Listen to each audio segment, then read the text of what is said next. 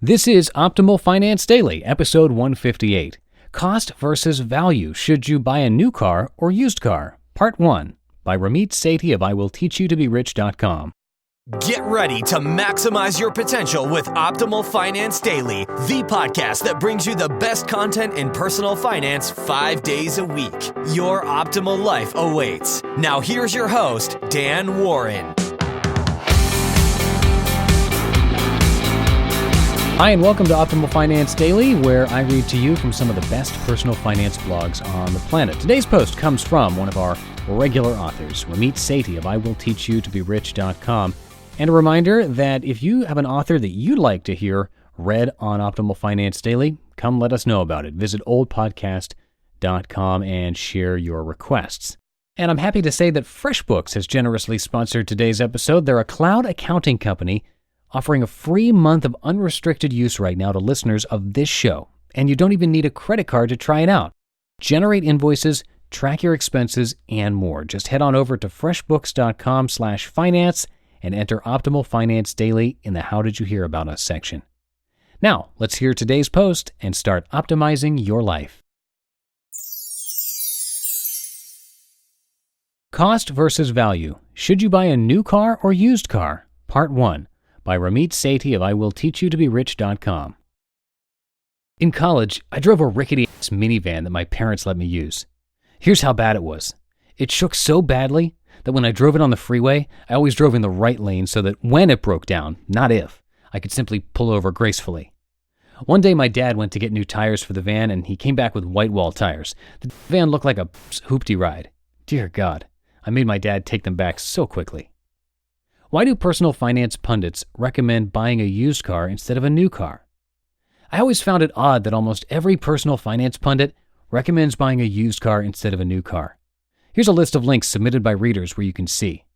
Why is there such universal agreement? Here are the common reasons people quote for buying used. Used cars cost less. Used cars have lower insurance. Cars depreciate fastest in the first 2 years of ownership. Cars are built better than ever, so there's less risk than before in buying used. Therefore, every young person should buy used. I disagree. Now, used cars can be a good way to go, but to apply a broad rule that used is the best is idiotic. While used cars are a good purchase for some people, new cars are a great choice for others. Here's why I chose to buy a new car. I was in my last year of college with lots of business meetings that I would rather not have missed because my stupid 12-year-old van broke down. So in November, I started looking for a car to buy. The date was intentional. You can get amazing deals at the end of the year when dealers want to beat their quotas. First, I test drove a few cars and researched them, narrowing it down to a Honda Accord or a Mercedes C230. Both were 4-door models because Indian people hate coupes. Seriously. Now I want to take a second to explain how I decided between the two. The Mercedes was sporty and cool and kind of affordable, if a little bit of a stretch for me. But I decided against it for a few reasons. Service is absurdly expensive, and I would just be angry every time I had to get stuff done at a dealer. Plus insurance is more, etc.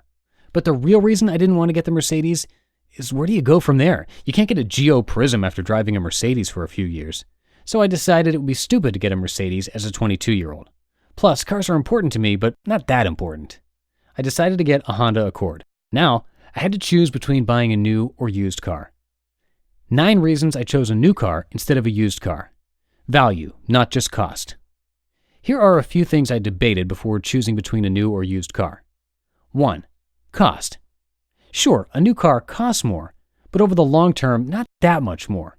And the value, not just monetarily, can be much higher. 2. Reliability. Above all, I wanted to get a car that wouldn't break down. I have enough stuff going on in my life, and I want to avoid car repair issues, like time and money, as much as possible. I was willing to pay slightly more for this certainty. 3. Not a piece of crap. Buying a car takes an enormous amount of time. I planned to have this car for many years, and I didn't want another piece of crap.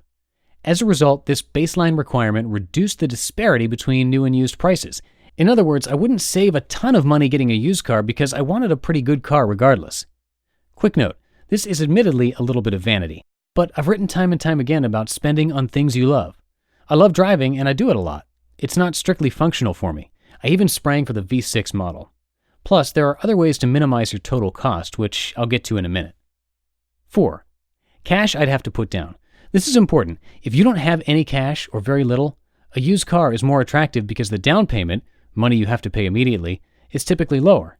And if you put zero down, the interest charges on a new car will be much more. In my case, I had cash available to put down. 5. Interest rate. Interest rates for new cars can be lower than used cars. This becomes more important than upfront cost over a longer-term loan. 6. Resale value. At first, I was resistant to this idea. After all, I would probably just drive whatever car I got into the ground instead of selling it. Well, fine, it was pointed out to me, but at least calculate what would happen if you sold it in 5 or 10 years.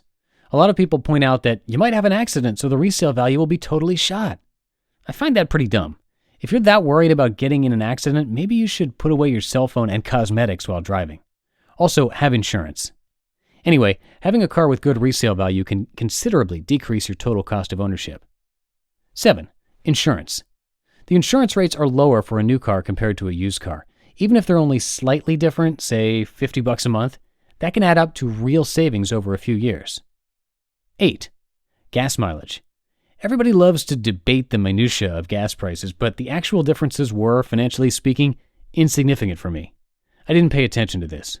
For example, see why hybrid cars don't save you money. 9. New car smell. Good God, is there a better smell on earth? This wasn't really a requirement, but I just wanted to mention how much I love it. This and the smell of Payless Shoe Source. Find me at the mall walking in and out of Payless over and over. The lowdown on buying a new car versus a used car. Hear that in tomorrow's episode. You just listened to part 1 of the post titled Cost versus Value. Should you buy a new car or used car? By Ramit Sethi of IWillTeachYouToBeRich.com. And FreshBooks has been kind enough to help keep this podcast going by sponsoring today's episode, and it's a service that we here at Optimal Finance Daily believe in strongly and use. If you're a small business owner or freelancer or want a simple way to track your expenses, definitely try them out. They've made invoicing such an easy process. It only takes about 30 seconds to create and send an invoice. But there's a lot more really easy to use features that are worth checking out, like getting paid with credit cards, sending late payment reminders, expense reports, time tracking, and more. They also have an app which lets you take pictures of your receipts, and FreshBooks organizes them for later. No more boxes full of receipts, and it's super intuitive. From there, it can create expense reports for you, which makes tax season a breeze.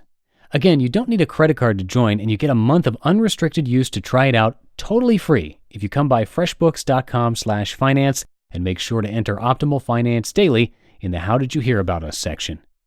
Big thanks to FreshBooks for believing in our vision to bring blogs to audio.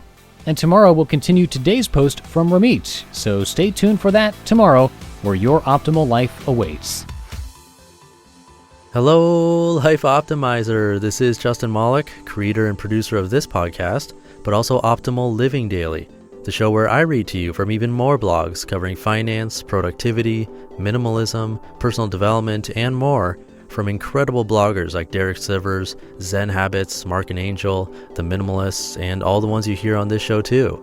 So if you enjoyed today's episode and like taking amazing blogs on the go, come on over to Optimal Living Daily and subscribe to that one too. And together, we'll start optimizing your life. You've been listening to Optimal Finance Daily. Be sure to hit the subscribe button to stay up to date on each new episode and head to oldpodcast.com. That's OLDpodcast.com for a free gift as well as more actionable tips and resources to help you maximize your potential. Thanks for joining us, and remember, your optimal life awaits.